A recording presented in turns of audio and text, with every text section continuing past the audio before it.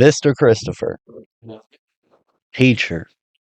Um, Today we're doing the Finish the Race podcast, something that means a lot to me, and I think it'll mean a lot to people once they apply it to their own life. Um, it's a simple phrase that runs through my head pretty much anytime that I'm facing something difficult, and I get into the like them, little evil voices in your head when it's like, oh, you can't do it. Right, right. You're not built for this. You're not gonna make it.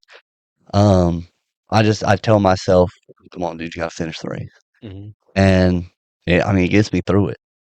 Um, so I wanted to bring you in to talk about things that you have faced, hard times, difficult times, so I could pick your brain and find out how you got through those hard times and how you came out on the other side. Okay. So if you're willing to share, Mm-hmm. we can do it. No, definitely. Before we do, hopefully we'll get something like a little lighthearted in here. So if you want to pick a cookie jar out, Okay. we'll cookie out of the jar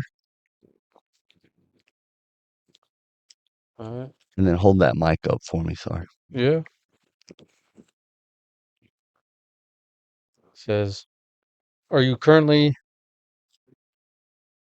It's hard with one yeah, hand. currently happy? Whoa, Yeah. never mind then. Yeah. Are you currently happy? Currently? Yeah. I mean, it's been a good year. I mean, other than like I was telling you about the schooling. Yeah. I mean, I have a girlfriend I've been dating for almost a year now. Hey, Yeah, congratulations. things have been going good with that. So that's Nice. definitely been one of those things that have helped me keep me grounded. Yeah, that's a big thing. I think I'm happy right now. You know? I'm always happier when I'm busy. Mm-hmm. Yeah, definitely.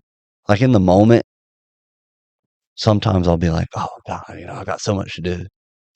But then it's the same thing. It just turn that switch and like Antrail, he'll keep me straight in here. It's like, well, you heard it earlier. No, nothing but positive thoughts. We Right. go get through it. So I've been trying to adapt to that a whole lot, and it's helped a lot. Yeah. Yeah, I think when you're busy, you just kind of have to go. So Yeah. you're mentally not really thinking about anything else. Hmm. When you have downtime, that's when I think some of the bad thoughts can come in. Oh yeah. They're just waiting for a moment to attack. Yeah. Yeah. When you're moving around, that they don't have any pull on you. Hmm. It's pretty cool. Same thing with like working a job Oh yeah. when you're not doing anything and it's kind of dead. Hmm. You're it's time goes so slow and you start thinking about random things and it just makes the day go a lot worse. It does. And that was I think that was the one of the worst things about COVID when that Yeah. was going on. People were just watching the four walls around them. That and a lot of people were scared to go out, and a lot of people couldn't go out, so they're just forced to sit with their thoughts for so long. Hmm. And when you hadn't done that before, or even when you have done it before, it's difficult to get through either way. Right.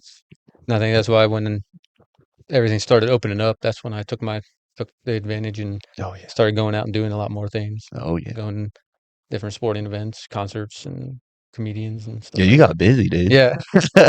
It was like every single week. Hmm. It was, guess what I just did? And I'm like, damn, dude, I was just sitting around Right. doing nothing. Yeah. Like that quote from Shawshank where it says, "Get busy living or get busy dying." Mm, Yeah, I got busy living, so good just had to deal, go out man. and take advantage Absolutely. because it was taken from you, and that's when I feel like when things are taken from you against your will, Yeah, you got to take control back. big time. I'm all for that. Hmm. So and still staying busy today? Yeah, for the most part. And it's kind of died down with the relationship now because I don't have the money to go to all these places with Yeah. other people. So, but we do what we can. We've been to concerts and stuff. Oh yeah. Oh yeah. Well, I mean, it's not even the quantity of money you put into it. It's just the quality of time that you Yeah, have yeah, with them. yeah. Hmm. That's the big thing. So without further ado, Hmm. let's talk about a time that you went through where you were glad you finished the race in whatever way that it took you to finish it. Well, I think most of the adversity and stuff that I faced was in my childhood when, because I grew up without a father. My Okay. my dad left when I was like a couple months old. I never really knew him, so I've seen him. I only remember seeing him like 5 times in my life, Oh wow. and just growing up without that, knowing that someone was missing, and I had to overcome a lot of that kind of mentally. There's a lot of hardships. Like whenever there'd be at school, like father son picnics or father son softball games, and Yeah. I couldn't participate because I didn't have anybody. And so I had a stepdad, but he was way older than he was like 20 years older than my mom. So he really didn't do a whole lot with me. Yeah. Couldn't do a whole lot with me, and we didn't have the best relationship either. And so just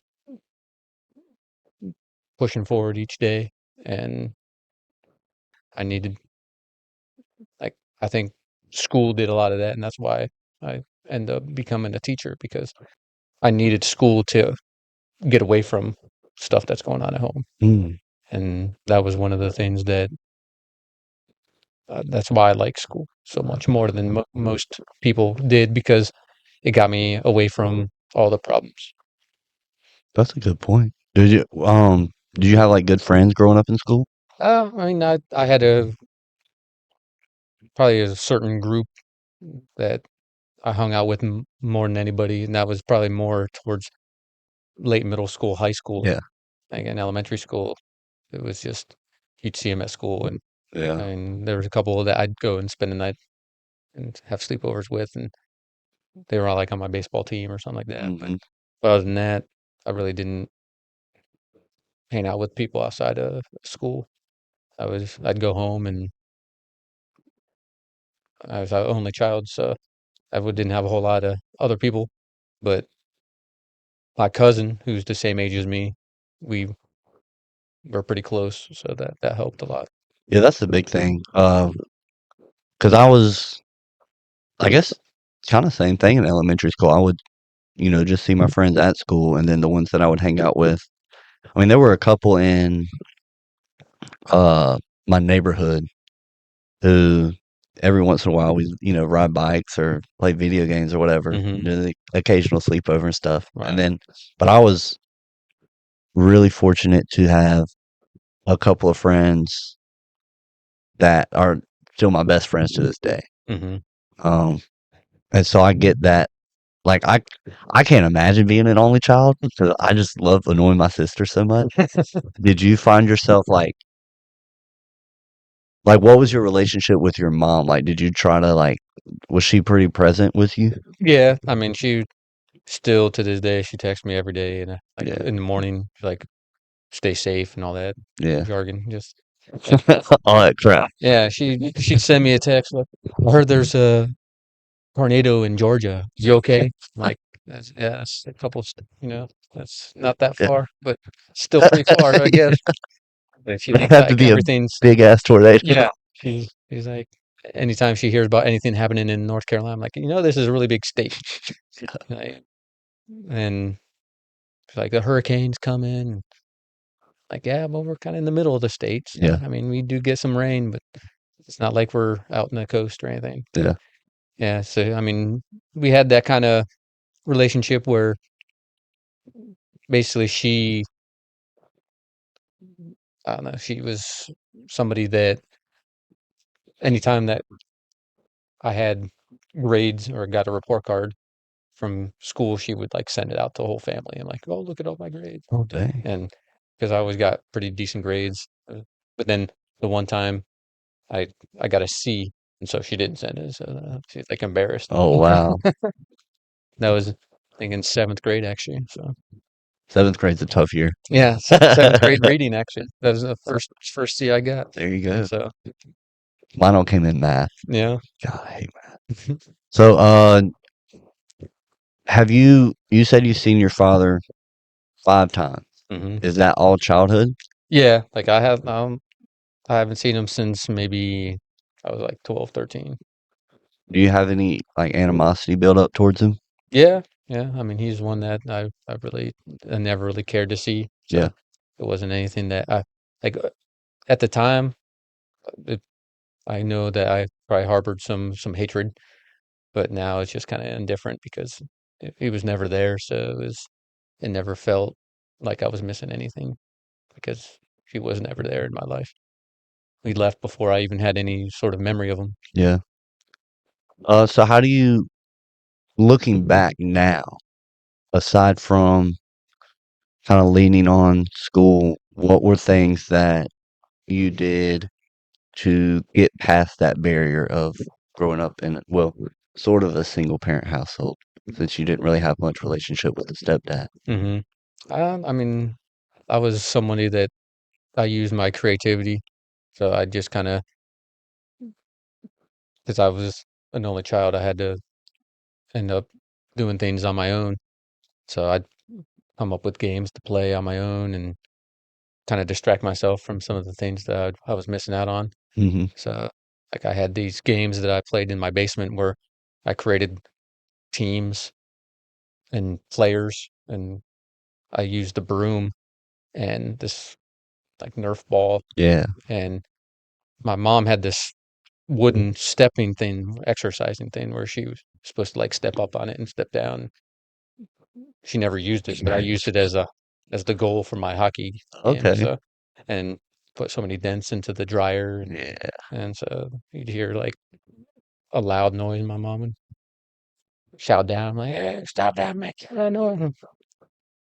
But I mean, that's pretty much what I did was I'd make up stuff and do that on my own.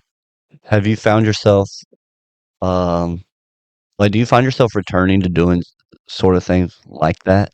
Because I'll go back into my childhood, like small things that would make me happy then. And like for me, I would do that with basketball. hmm I'd go out and play, and I was whoever I wanted to be. Right. And I remember like going through 4 quarters of basketball outside, just keeping up with the score. And I'd play for both Yeah, yeah. teams. I was hmm everybody. Yeah, that's what we did. Yeah. 'Cause- and I didn't have a basketball hoop. I did that with basketball also in my basement, but it was like one of those Nerf Oh yeah. ones. But my cousin and I did it in his driveway with an actual basketball. Hmm. So, I mean, it'd be two of us. We wouldn't play against each other. We'd be both playing like our own game basically, and we'd like shoot it up and have that countdown 3, 2, 1, Oh and yeah. have like the buzzer beater, and teams would lose and teams would win. Like I even kept stats for some of them. So, What's something that you wish you could change about how you got through that season of adversity, I think if there is maybe, anything? yeah, I mean, maybe just talking about it with people more. Yeah. Like, because I was the type of person that no one really knew the stuff that was going inside my head, Hmm. and all the people at school probably thought I was like perfectly fine mentally, but there were times where like, my stepdad was an alcoholic, so he was drunk most of the time, and my mom and him would fight.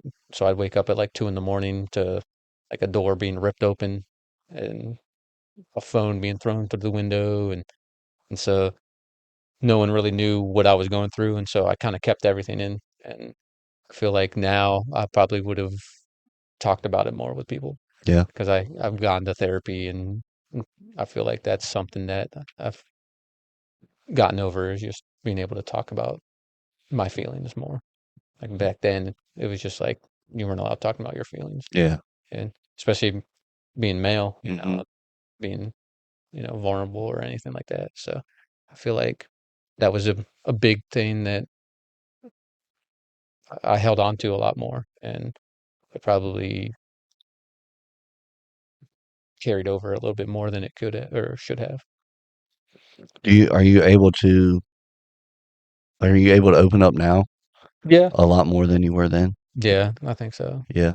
And I think just comes with age, just like you realize that people aren't judging you like you think they are. Yeah. Like every time, like in school, you always thought everyone was like judging you and everyone was looking at you and you were like the center of the world and everything was, but it isn't like that. Yeah. But then you realize everybody else is thinking the same thing. Right. Everybody's just scared. Hmm. Man, it's And that's strange. one of the reasons why I went to teach middle school is because my middle school, I mean, middle school is just that weird time Hmm. and nobody is like thinking back. I'm like, you know what? I wish I could go back to middle school. Like nobody says that. Yeah. And so it's just something that I felt like you could have somebody that understood that concept and made it a little bit easier, I guess. Hmm. Yeah, that I mean that's the reason I wanted to reconnect with you. I mean, let's see. I mean, I like the majority of my elementary school teachers.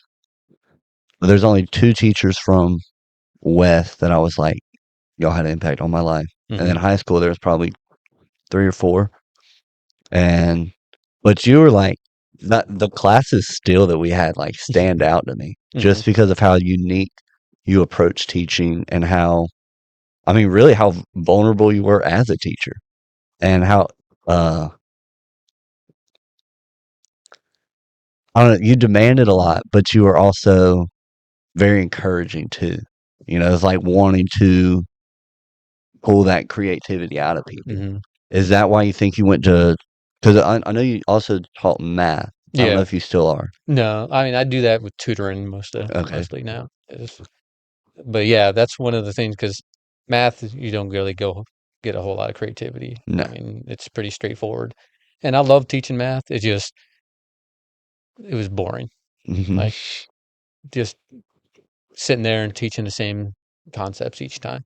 Like with reading, you can dig deeper into a story. Like each class is different, the discussion is different. But with math, every class is the same. Yep. And so it's like, here's these three problems, and you work on it. Yeah. Or, and then you do the same three problems in the next class.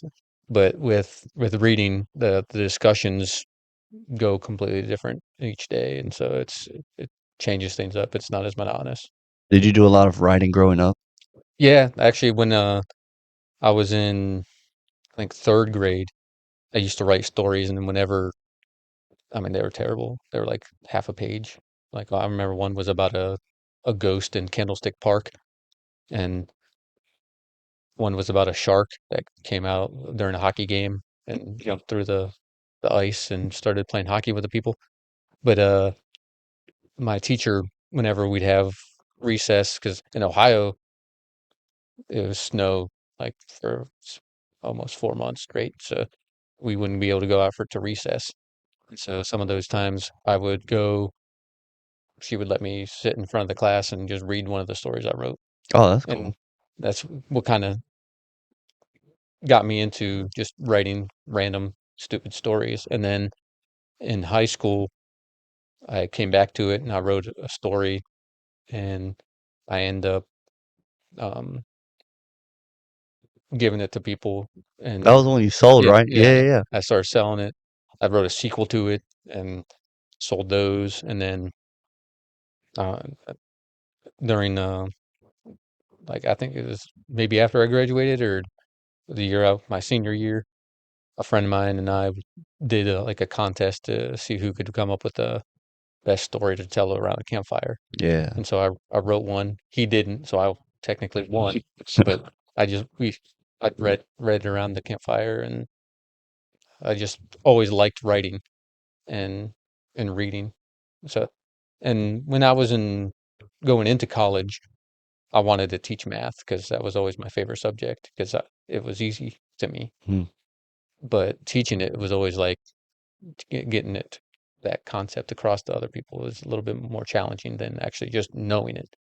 And then I had to pick two subjects in college because you had to have two concentrations, and I'm like, I don't, don't know anything about social studies. Hmm. There's too much. It's too broad for me, and I, I was I was never good with dates, and I was never good with geography. And I knew that like North Carolina was above South Carolina, and World War I happened before World War II, and that's probably the extent of most of my social studies knowledge and keeping things straight. But science was never that was probably my least favorite subject. So reading language arts was the only other option, and because I loved reading and writing, it made sense. And then in college, that's when it kind of changed from math more to reading because I had a professor and he kind of got some of that out of me too. Like, because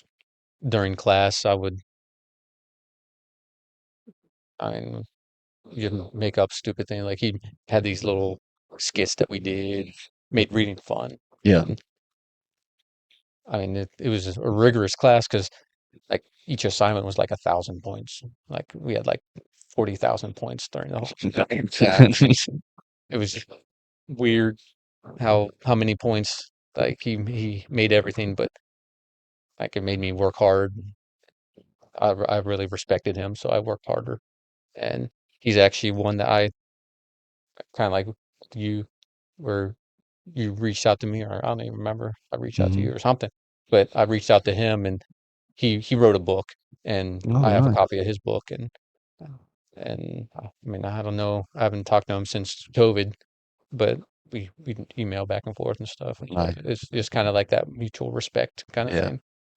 That's the that's kind of what was odd about this because I remember I went through the Wesley directory or Hmm. whatever when I was trying to find guests for it, and I was like, I wonder what Mr. Christopher's up to, Yeah, you know? And we probably didn't even recognize it's, most of the people on there. So I think when I look, I want to say, I don't even know if Miss Peel was there. She yeah, might have left. She might have she's still been probably there. still there. It was probably just her and you then. I actually saw her not too long ago. I know she moved schools now, but Hmm. that was the other teacher because Hmm. I hated that. But she cared so much about being able to translate the language of math to somebody who Hmm. doesn't speak that language. Yeah. So that stuck out to me a lot. I still did, not too great in the class, but it Yeah. meant something to me. Um, so how do you think you've improved as a teacher over the years? And I think that at the beginning, obviously, I was kind of raw in terms of just keeping class discipline, Hmm. being able to uh, focus on the things I needed to focus on. Like it was at the beginning, it was just, I need to get through this lesson. I need to get through Yeah. this lesson. But then I started realizing that making those connections with the students was more important than getting through the lessons. And if you didn't get through it that one day, then there was always the next day. You can still do Mhm. it the next day. It wasn't like, I know they stressed testing, and it was always something that was just a big thing. Each and every year, we'd always have our test, and the results would come back, and all these teachers would be staying after school and wait until like 6 o'clock, 7 o'clock at night, and they'd bring back the scores, and people would go home crying. And I'm like, this My is, God. yeah, this is ridiculous. Like that one test doesn't dictate like how well you did or how well you didn't do. And the same thing for the students. That one test isn't that big of a deal. And that's kind of where I started with that story that I wrote, Hmm. just the way that people are looking at teachers now as like more of a villain, or like more of an adversary than anything. And I feel like the respect that I had for my teachers isn't there anymore. Yeah. And it wasn't like, I feel like you have to earn it more now than before. It was just you gave the teachers respect Hmm. because that was what was necessary. I mean, it wasn't really earned. It was just they're your teachers, so you looked at them with that admiration. And now it just feels like you have to go out and prove yourself. Why do you think that changed? I don't know. I feel like the the whole mindset of people has changed in terms of like intelligence and school. Like a lot of people look at school as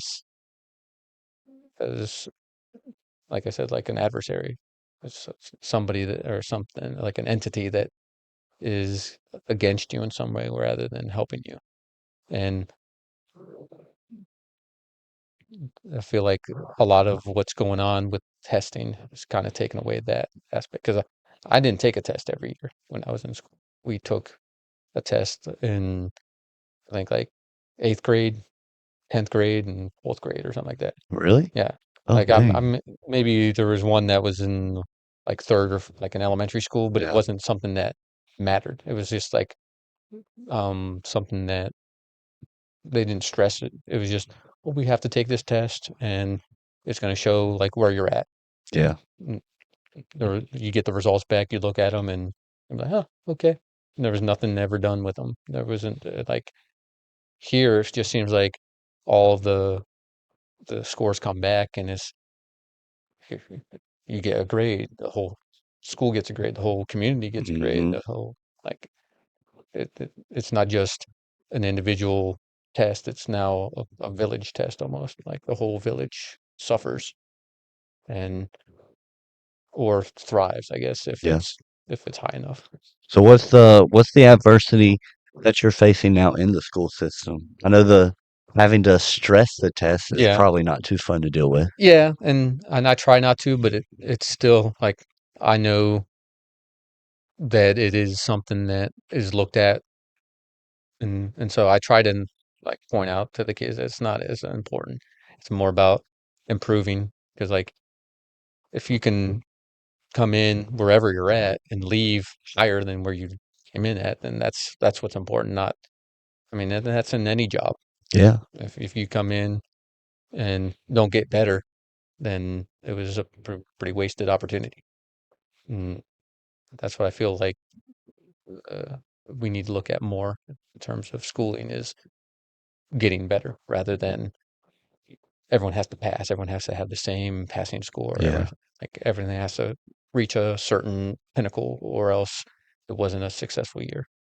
And with how things have gone, especially since COVID, Mm. it's a lot of times you're noticing how far behind we're getting.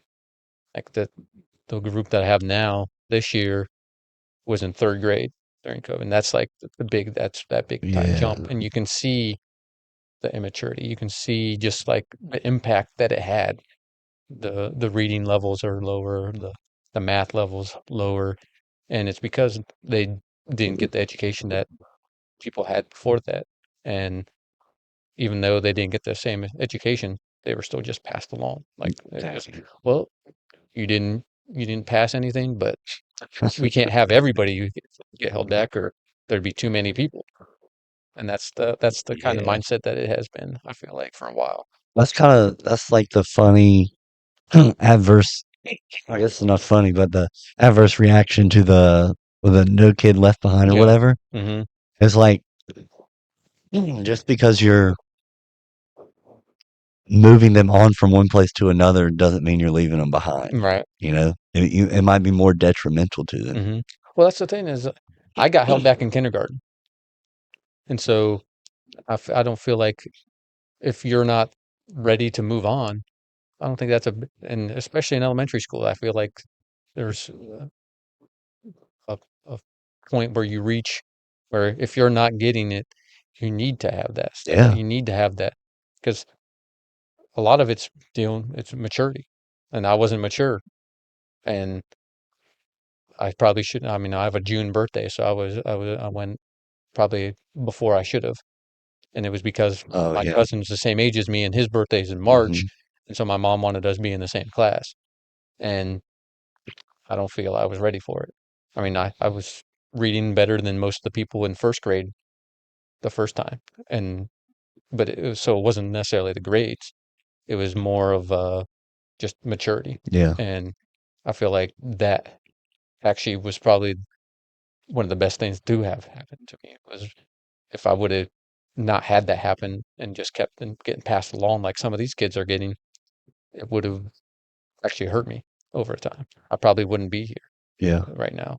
I would have probably dropped out of school or I mean, my dad didn't graduate high school, and so I already had that kind of against me, and just seeing that I got held back so early, if I wouldn't have, probably would end up the same way. Do you think or has the curriculum that you're instructed to teach kids changed? Yeah, and I think a lot of it is above what they're capable of. Really? Yeah, in some cases, like especially with the math, like I don't remember doing some of the stuff, like they're, the box and whisker play. I never saw that until I taught it. Like I never, I don't know what that yeah, is. like I've never understood when it was like whenever a student would ask, "Hey, when are we ever going to see this?" I don't know. 'Cause I've never seen Probably this. never. And a lot of it is like I feel like if you just need to get that basic math background with certain concepts. Yeah. And other than that, you're not going to see it outside. Like you're definitely going to need to know percents. You're going to need to know decimals for dealing with money and fractions and Hmm. stuff like that. So if you spend most of the time just on those couple things, then the other stuff will come later Oh yeah. when it's needed. Like we're kind of throwing so much that isn't really needed to people, and it it just doesn't make sense. I can see that in some of the courses that I'm taking now. I was doing an accounting assignment with somebody after class, and there was one of the things we had to solve. I can't remember the term for it. There's so many, but I hate accounting. But a step in it was just adding three numbers together, and it was like 122 plus 27.5 plus 230 or whatever it might have been. But it was simple. Hmm. And so the girl I was working with, like the second that she saw she had to add these three numbers, she pulled out her calculator. Hmm. And I was just looking at it, put my answer in like I didn't calculate. And she was like, "Did you not use a calculator?" I'm like, "Are you using one? What do you? This is the easiest part of math ever. It's just Right. adding numbers together."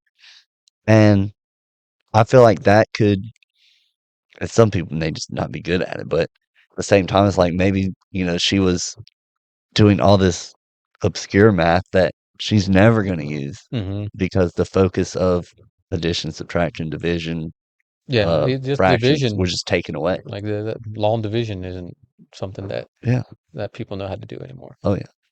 My dad's like, he's super proud. Like, anytime we'll have to figure out some kind of calculation or whatever. Yeah. And I remember growing up, my sister and I would try to pull out a calculator to see who would get it first. Hmm. And my dad would just sit there and, 3 seconds later, be like, it's probably about this. And it would be some crazy number. And I'm Hmm. like, how did you come up with that? Yeah. And he'd be, if not right, he'd be very close every Hmm. time.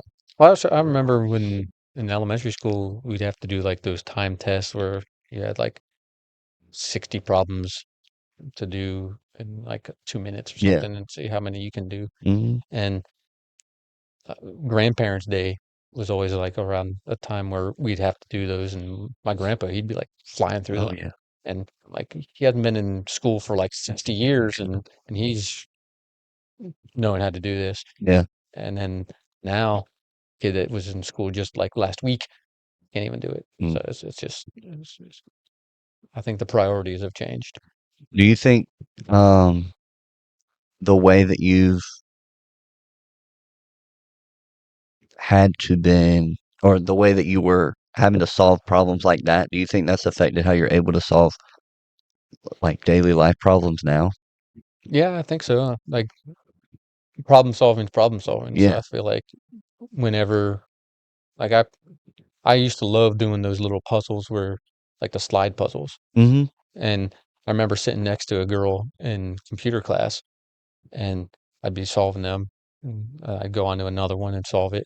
she like look at me like, "What can you do that?" I'm Yeah. like, "It's just logic. You just like figure out the pattern and you can solve it." Or like those logic puzzles where it was like Tom, Bill, and Frederick have uh, three different teachers, and then they give you a bunch of clues, and you had to figure out who taught them and what subject was their favorite, and like what their favorite snack was after school or something. Yeah. And there are like four different things you had to figure out about each person, but it was just a bunch of clues that they would get. And I give those out now, and there's like two kids that can do them. Really? Yeah, like out of 150 kids, there are like two. Oh my God. And I just remember doing them like for fun. Yeah. I was just, I, teacher would give me one, and I'm like, yeah, and I'd be excited to do it. And I feel like that's part of the adversity is when you see that you're not getting it right away. Some people just completely shut down, Mm, and that's what I try to teach them is to be like, you can do this. You just have to tackle it a different way. yeah. And some of them see it, and they're like, they look at it before they even try it. They're like, I don't know. I don't know how Oh to my do it. goodness. Like, or like, okay, you're gonna write a poem. I don't know how to do it. You can't write a poem. And then we spend a week on it, or 2 days on it, however long we spend on it, and they turn it in, and I mean, to turn in something that's pretty good, pretty Yeah. spectacular. So where does that, I don't know, where does that put us? What's going to be the outcome of that? If a society's brought up not to have to problem solve, it Hmm. seems like it's leading them into a direction to rely on somebody that's Right. I think we've may or made may, everything so too easy. yeah, Like with GPS, with like you don't have to know directions anymore. yeah. So if That's a big one on me. I ain't gonna yeah, lie, I suck at directions. yeah, and and that's one of the reasons why Hmm. I started like my generation had MapQuest or like Yeah. so you just type it in, you print out the directions, Hmm. and then like turn left at McDonald's. Yeah. Oh, there's McDonald's. And you turn left. But the generation before that, they didn't have those things, Right. so they had to know it. They just realized that you look at the directions on the signs. Hmm. Like, I don't pay attention to any of those signs. Yeah. I hate when somebody's like, this happened 2 days ago. And somebody was asking me how I got to Boone. Yeah, yeah. I was like, Did you take 74 to 50? I'm like, yeah. I get on 421, yeah. then 321, and then Wilson, and then turn right. Like, oh my God, dude, I don't Did know. you go north, south? What? Yeah. Like, I how you don't. got here? I just listened to the Steve Jobs device that I have. And I It's think that's part of it. And yeah. everything's been so easy that any sort of challenge Hmm. be shut down. What's the challenge you're facing right now? School, just being able to teach the students now to enjoy reading when reading's probably one of the more passive things that they do anymore. Mm, Like, because that's reading is passive. I mean, even though I try to teach them to be an active reader where they're marking, it's still passive. It's quiet. yeah. So quiet is something that they can't handle, Mm, where you have to actually just sit there and be quiet and think. Like I used to love that. I'd sit in my room and just think about random stuff. yeah. And like they can't tell me what their favorite movie is. They can't tell me what their favorite song is. Like the music is something that they like, what if we don't have a favorite song? I'm like, I feel bad for you. 'Cause I mean, music was something that was always part of my life. Yeah. And like movies was always part of like I could tell you my favorite movie any given moment. So Yeah. That's weird. yeah, like Those they don't songs have those kind of things, I guess. just TikTok. Yeah.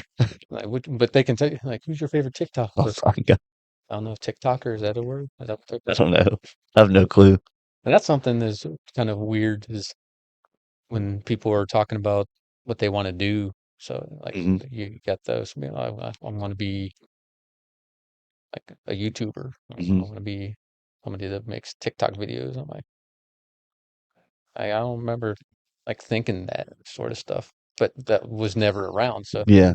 That's it's, the other thing, because it can be, it's the subject matter too. yeah.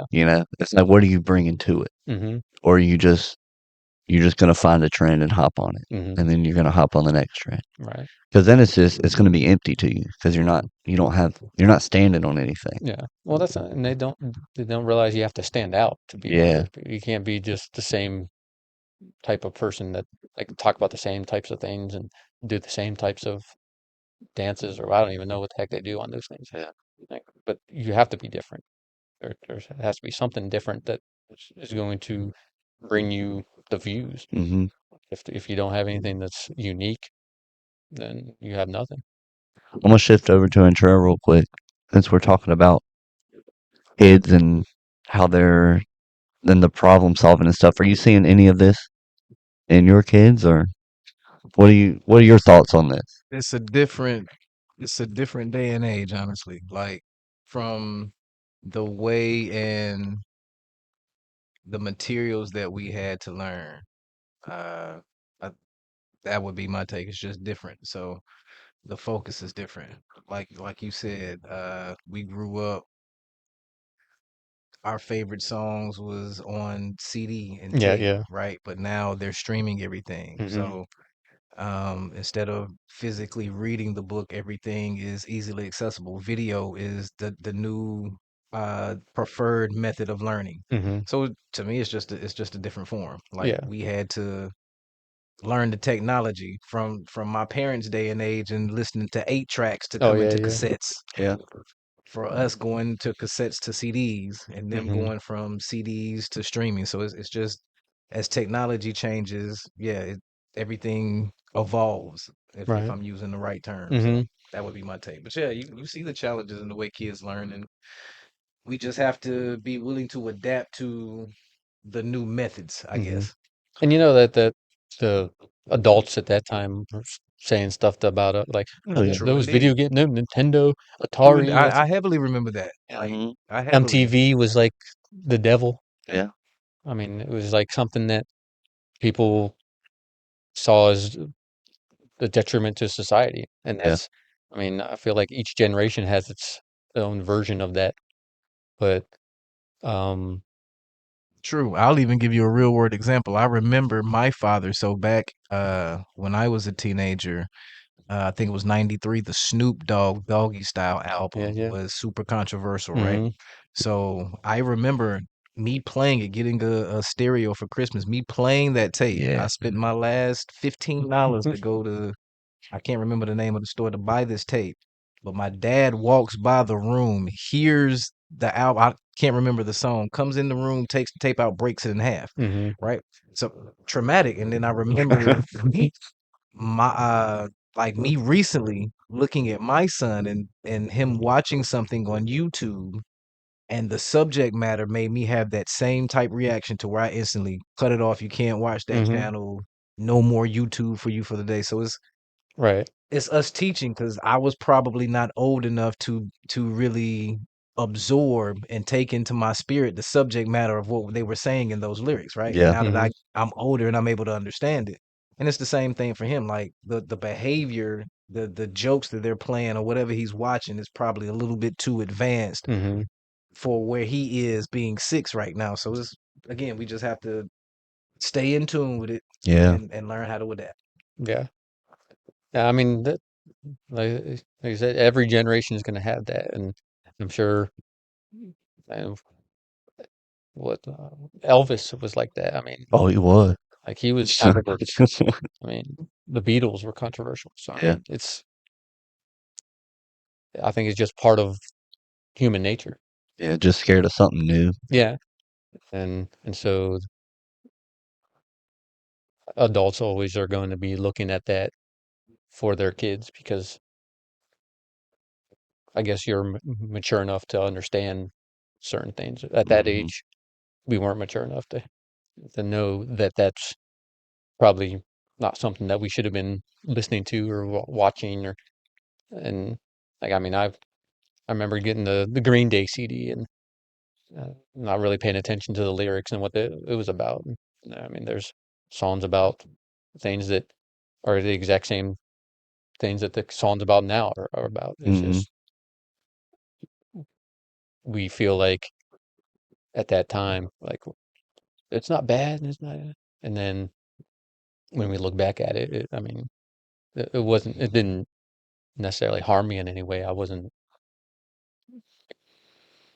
didn't change me or anything, Right. but it definitely, you can see that, you just want, I guess, your kids to have better, Mhm. and so, and not be exposed to certain things until they're ready for it. And that's what our parents did too. I'm gonna shift the conversation a little bit. Hmm. Um, so when you're going through these hard times now, Hmm. and I know you said you're more open to talking and stuff, who do you go to for counsel or Um, helping make decisions?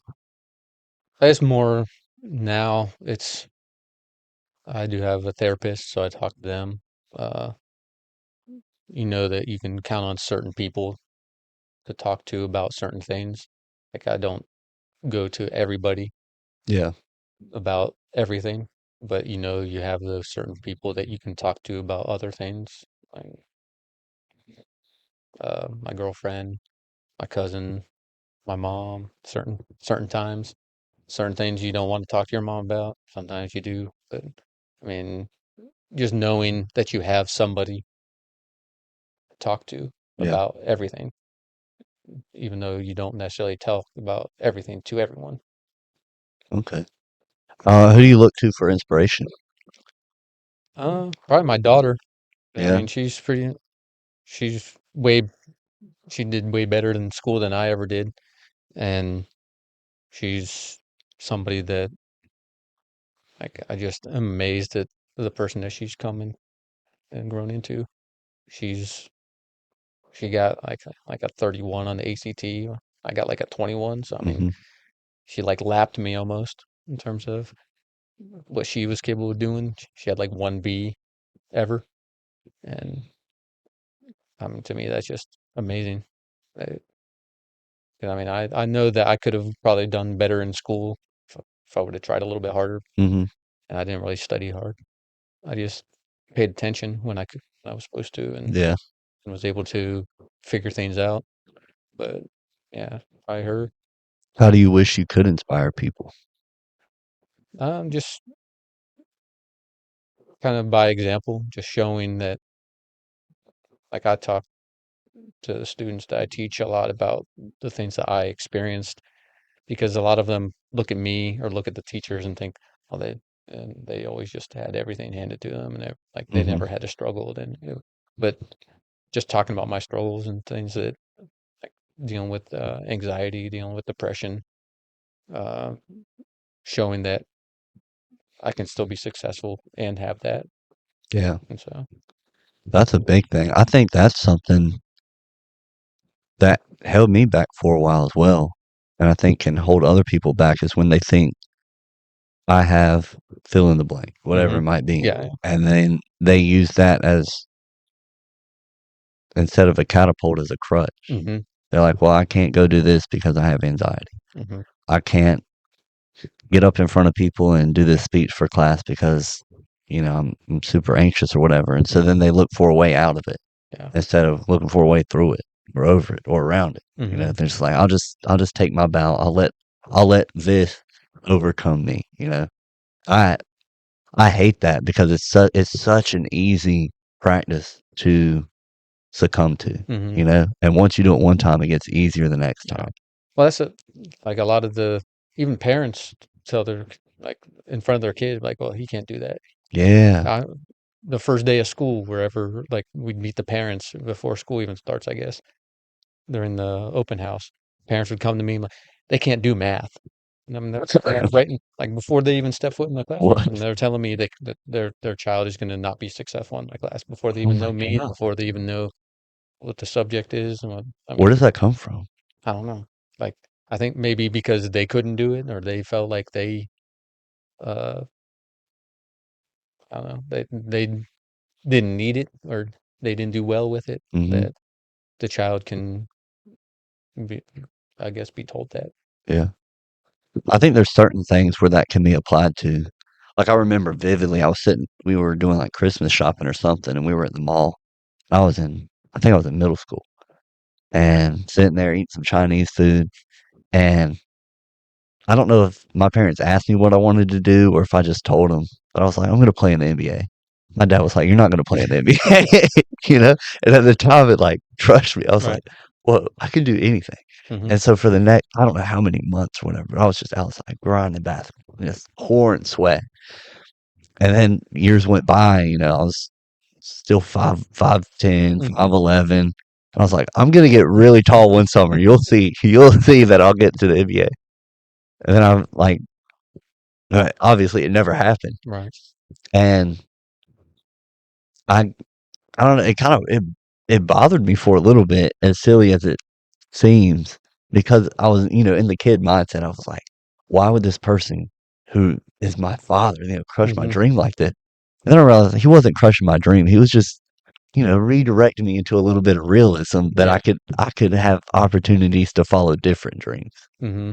Well, that's what one of the students I taught, and like he was always big time in the baseball, Hmm. and we it was one of those years where the teachers actually had to sit with the students at lunch, and so I'd sit with him and we talked baseball.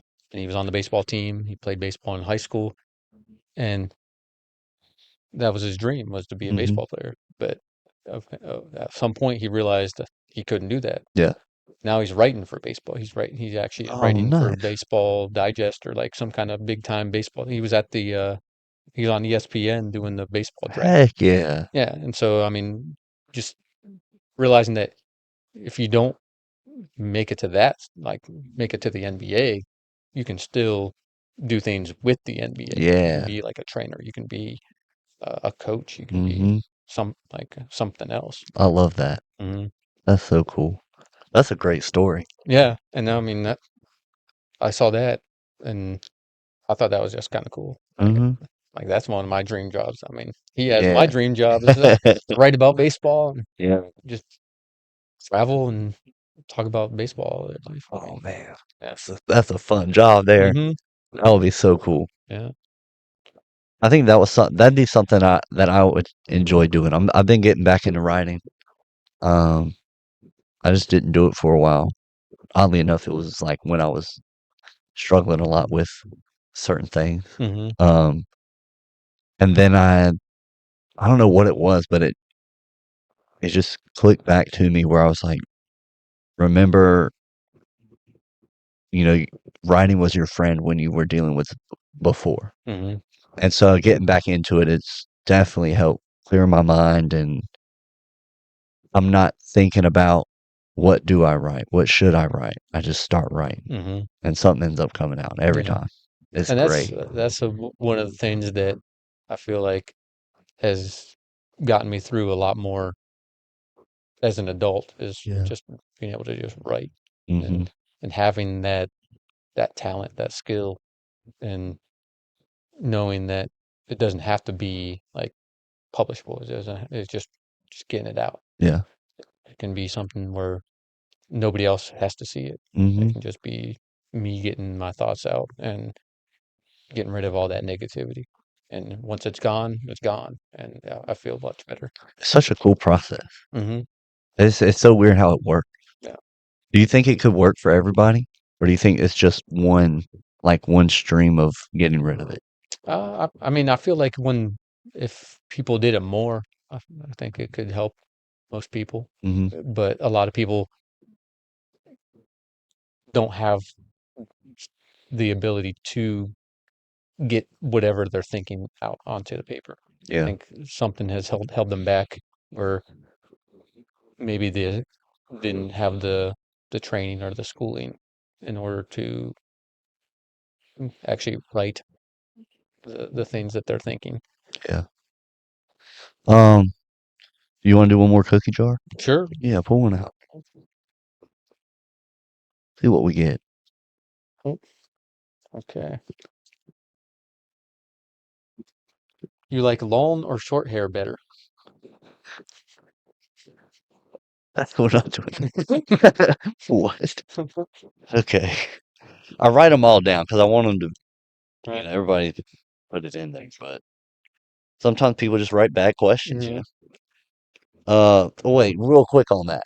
Hmm. As a teacher, you have to answer this honestly. Are there such things as dumb questions? Yeah, yeah. Okay. Sure.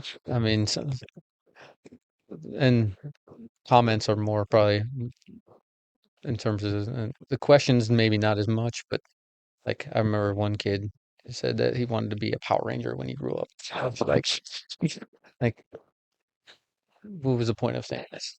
There was no point. It was just he was just saying it to get the class laughing or Yeah. to make a like to get some attention, I guess. But Hmm.